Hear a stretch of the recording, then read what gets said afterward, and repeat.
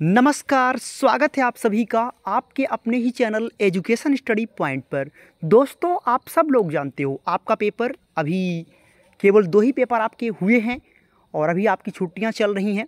तो जिन दोस्तों का, जिन हमारे स्टूडेंट्स का पेपर अभी आने वाले समय में होना है, उनके लिए आज इस वीडियो में मैं आपको टॉप 15 ईवीएस के प्रश्न देने वाला हूँ। यकीन के साथ मैं आपको कहता हूँ, यकीन माने आप, ये 15 प्रश्न आपके ईवीएस में हूबहू आ जाएंगे। जैसा कि मैंने पिछले वीडियो में आपको बताया हुआ था, वही प्रश्न आपके पेपर में आए। इसे आप अगर 15 प्रश्न देख लेंगे तो यकीनन आपके 15 नंबर बिल्कुल फिक्स हो जाएंगे। तो चलिए देखते हैं पहला प्रश्न। इसको फटाफट आप देखिएगा तेज़ी से। कौन सा पक्षी पत्थर पर अपना घोंसला बनाता है? तो दोस्तों, पत्थरों पर अपना घोंसला कौन बनाता है बताइए? क्या गौरैया, कलचड़ी, कौवा या कोई नहीं? तो सब लोग जानते हो कि भाई गौरैया जो होता है ये अलमारी के पीछे बनाता है घोंसला। कलचड़ी यानी इंडियन रॉबिन यही पत्थरों पर अपना घोंसला बनाता है। जबकि कौवा जो आपका होता है, कौवा पेड़ की सबसे ऊंची डाल पर अपना घोंसला बनाता है। और इसकी सबसे खासियत ये होती है, इसकी जो घोंसला होता है दोस्त, ये घास और तिनके और मेन चीज़ ये लोहे के तार से बना होता है। और ख़ास पॉइंट, यह अपने अंडे के साथ साथ कोयल के भी अंडे को सेता है। बिहू कहाँ का लोक नृत्य है? तो दोस्तों, जो बिहू लोक नृत्य है ये आपका सारे बच्चे जानते हैं। कई बार गड़बड़ आप करते हो, बिहू और मधुबनी में बहुत दिक्कत आपको होती है। मधुबनी दोस्तों ये एक चित्रकला है जो कि बिहार से रिलेटेड है, जबकि बिहू एक लोक नृत्य है, ये असम से संबंधित है। समझ रहे हैं बात को? ये जो बिहू आपका त्यौहार मनाया जाता है असम में, इसके बारे में स्टोरी समझ ले, जिससे आपको 4 ऑप्शन वहाँ पे समझने में आसानी हो, देन आप उस हिसाब से कूट वाले प्रश्नों को टिक कर सकें। पहली बात तो ये चावल की कटाई पर ये नृत्य होता है। चावल की कटाई के एक दिन पहले की शाम को उरुका कहते हैं। इस दिन औरतें मेखला चादर व लड़कियां विशेष प्रकार की पहनावा अपना पहनती हैं। चलिए ले चलते हैं आपको अगले प्रश्न की तरफ। आइए, निम्न में से कौन सा कीट मधुमक्खियों की भांति कॉलोनी में एक साथ नहीं रह सकता? दोस्तों, ये आपका प्रश्न आया हुआ अभी जस्ट आपके 28 दिसंबर को आया था आपके एग्जाम में। तो आप जानते ही हो, जो मकड़ी होता है ये हमेशा अकेले ही होता है।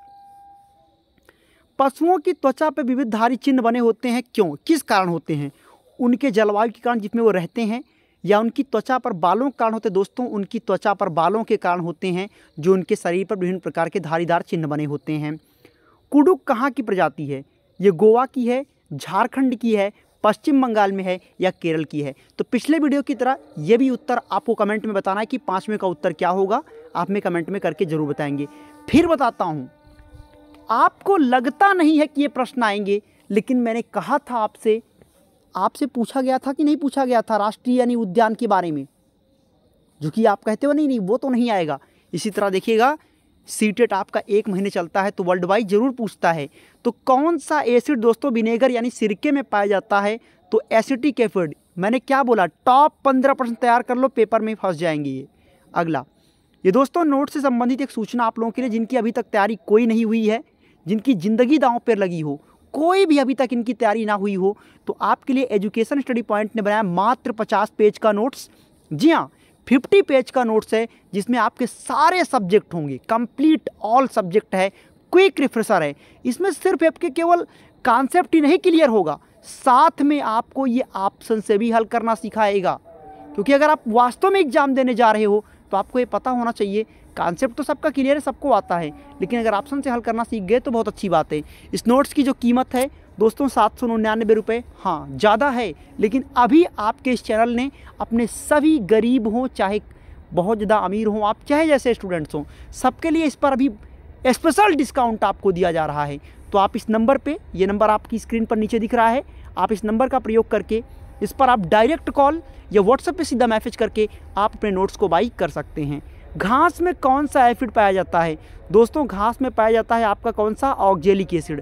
अगला प्रश्न, पृथ्वी में पाए जाने वाला सबसे भारी धातु कौन सा होता है? दोस्तों, ये जितना प्रश्न करवा रहा हूँ, यकीन माने इसके बाहर आपका कुछ नहीं रहने वाला। पृथ्वी में पाया जाने वाले सबसे भारी धातु कौन सा होता है? दोस्तों, उसे ऑस्मियम कहते हैं।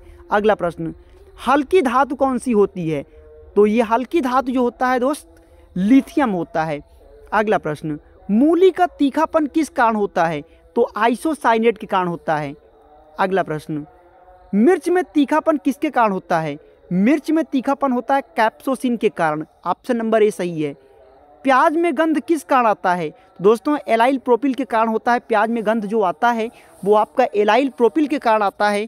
चलते हैं आपको अगले प्रश्न की तरफ लेकर आइए। स्वच्छ जल का पीएच मान कितना होता है? दोस्त स्वच्छ जल का पीएच मान 7 होता है। अगर 7 से कम होगा तो वो जो पानी होता है दोस्तों वो अम्लीय होता है।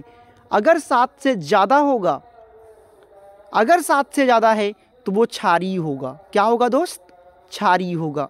और यही क्षारीय लोग कहते नहीं है कि भैया ताजमहल का रंग तो दिन प्रतिदिन उड़ता जा रहा है, कम होता है, संक्षारित होता जा रहा है, इसका कारण क्या है? इसका कारण दोस्तों वन एंड ओनली सिर्फ यही है कि क्षारीय वर्षा और अम्लीय वर्षा दोनों हो रही है। अगला प्रश्न, समुद्री जल का पीएच मान कितना होता है? दोस्तों समुद्री जल का पीएच मान होता है 8.4। तो दोस्तों ये था आज का आपके लिए टॉप लगभग 15 मैंने बोला लेकिन 14 क्वेश्चंस हैं, तो सेलेक्टेड क्वेश्चन जो बनाए गए थे ये आपके लिए हैं। तो आप इन्हें ज़रूर पढ़कर अभी तैयार कर लें और आपके दिमाग में सेट रहे। आपको ये ज़रूर यकीनन एक एक नंबर आपको पास कराने में पूरा सहायता करेंगे। और बाकी कल आपका न्यू ईयर है सभी के लिए, तो सभी के लिए शुभकामनाएं हैं। हैप्पी न्यू ईयर सभी को, और सभी के उज्जवल भविष्य की मैं कामना करूंगा। सभी लोग नए वर्ष में अपने भविष्य को, जो आपके गोल हैं, जो आपके लक्ष्य हैं, उसे आप प्राप्त कर सकें। थैंक यू सो मच, बहुत बहुत धन्यवाद। Thank you so much.